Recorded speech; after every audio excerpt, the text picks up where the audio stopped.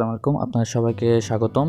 তো আমি আজকে একটি কমন ভিডিও এনেছি, কিন্তু অনেকেই এই ভিডিওটির বিষয়ে জানে না বা এই অপশনটার বিষয়ে জানে না। সেটি হলো গুগল শিটে কিভাবে কোনো ফাইল আপলোড করতে হয় বা এক্সেল শিট গুগল শিটে কিভাবে আনবে।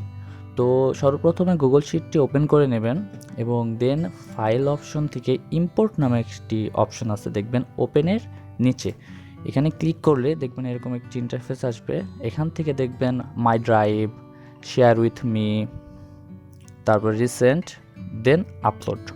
তো সর্বপ্রথম আপনি আপলোডে চলে যাবেন এবং এখান থেকে দেখবেন ড্রাগ এ ফাইল হেয়ার। এখানে আপনি ড্রাগ করে আনতে পারবেন অথবা ব্রাউজ করে নিতে পারবেন। তো আমি ব্রাউজ করে দেখাবো। তো এখানে ক্লিক করার পরে আমার ডাউনলোডের কিছু ফাইল আছে। তো এখান থেকে বা এখান থেকে আমি একটি ফাইল নিই। এখান থেকে ধরেন আইটি কোম্পানি ইন ইউএসএ। তো আমি এখানে থেকে এই ফাইলটি গুগল শিটে নেব।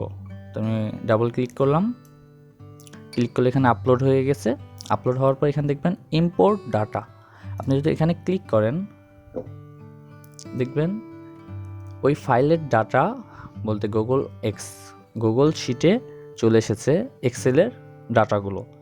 তো দেখবেন এভাবে সহজে আপনি যে কোনো এক্সেল শিট আপনি গুগল শিটে রূপান্তরিত করতে পারবেন। ধন্যবাদ।